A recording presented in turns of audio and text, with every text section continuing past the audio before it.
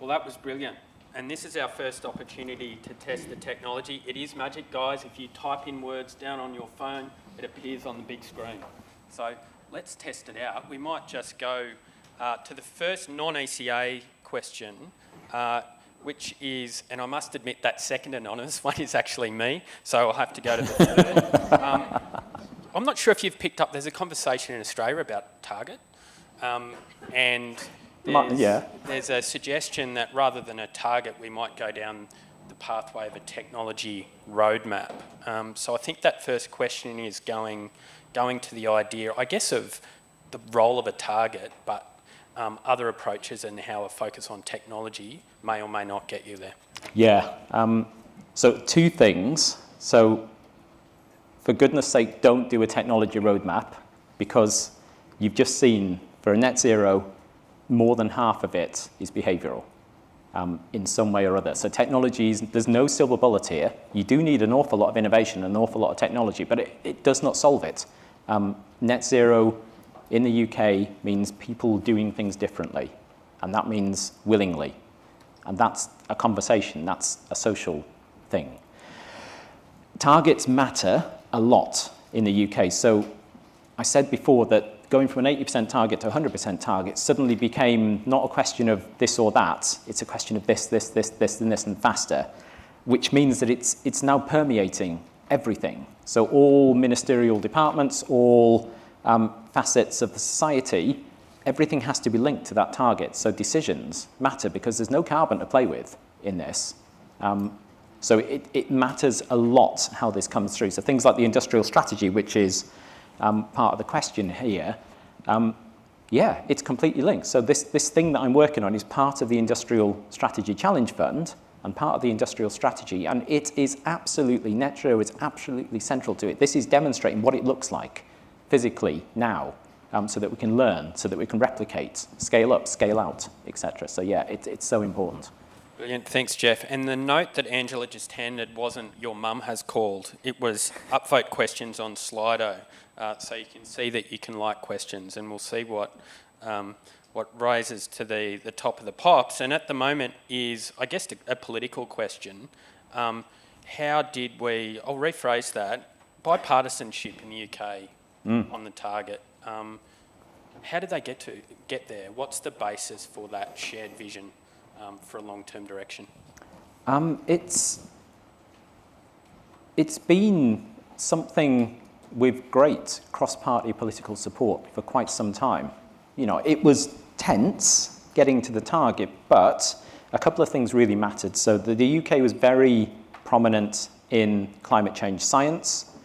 We have a big scientific community around that, and we believe the science. So kind of like we trust the science. You know, when the Intergovernmental Panel on Climate Change tells us kind of like what sort of pathway we should be aiming for, what sort of global temperature rise would be the best of the worst cases, that matters.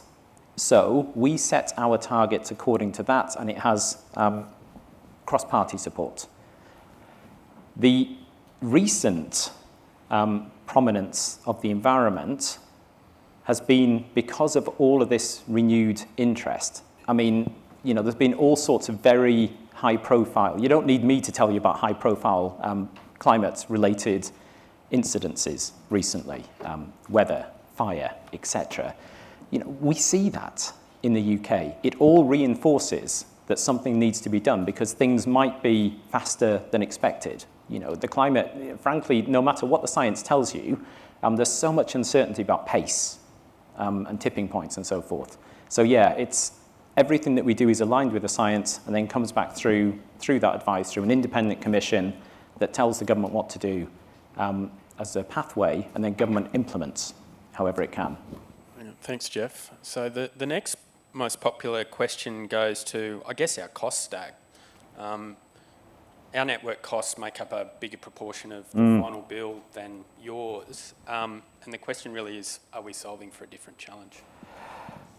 So I think at the heart, the challenge is the same. Let's say if we're both going down a decarbonisation journey, eventually, here, then because of the technologies that tend to be important, variable output renewables, etc., in that system, the cost of energy to generate that energy becomes negligible in most futures in the UK, and I think it would be very much the same here. Of course, you're blessed with far more sun.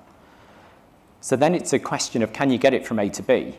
And that's where the costs and the dynamism in the pricing comes in. So it's, can you price it so you are promoting consumption, the right sort of consumption, in places that allow the power to flow in the most part. And that's where it's, so that's a higher price signal here, right? So you can actually provide more incentive, looking on the bright side.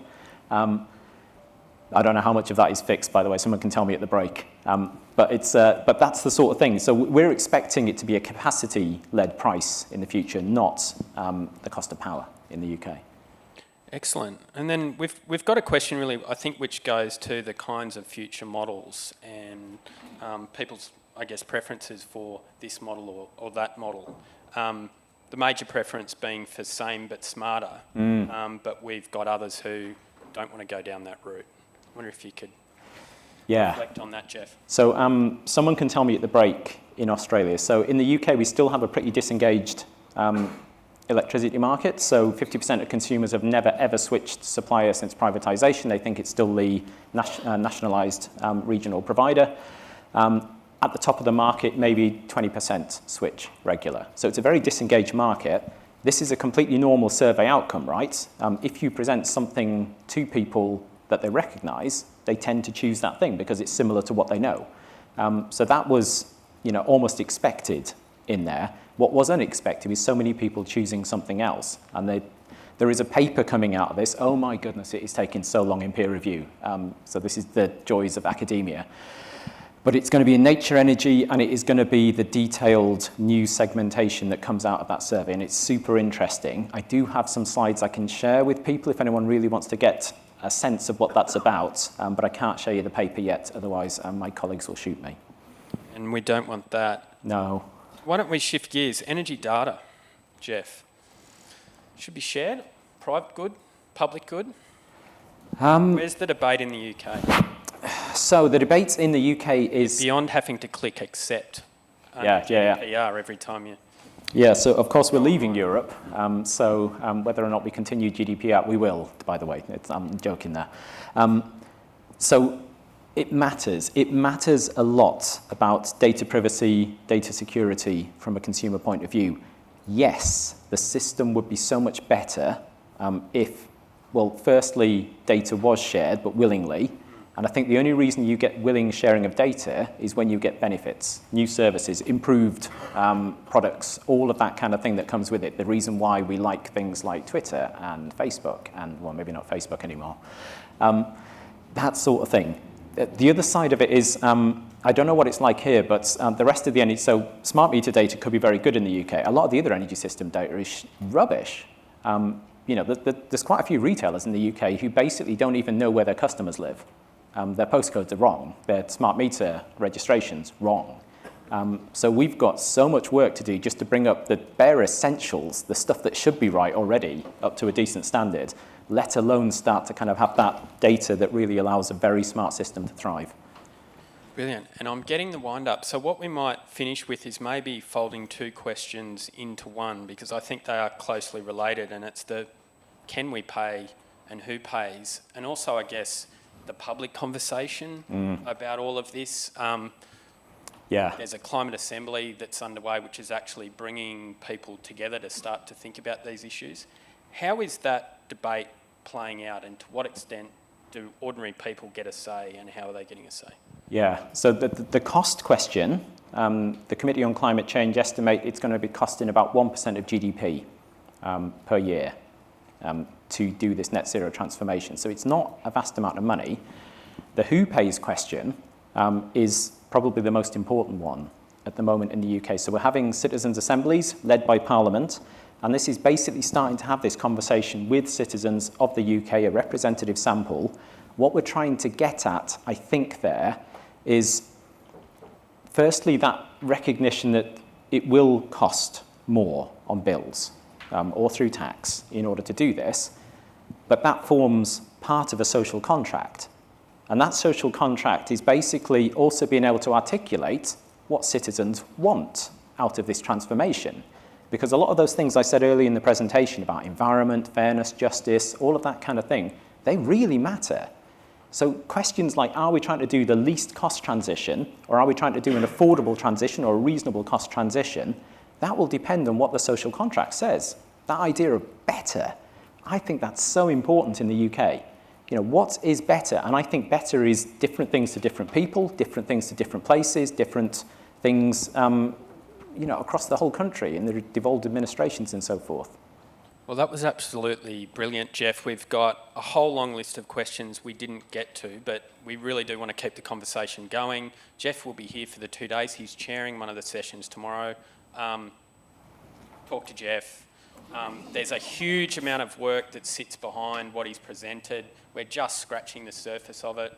And he's a really nice guy. So thanks very much for Jeff, and let's all give him a round of applause. Thank you all.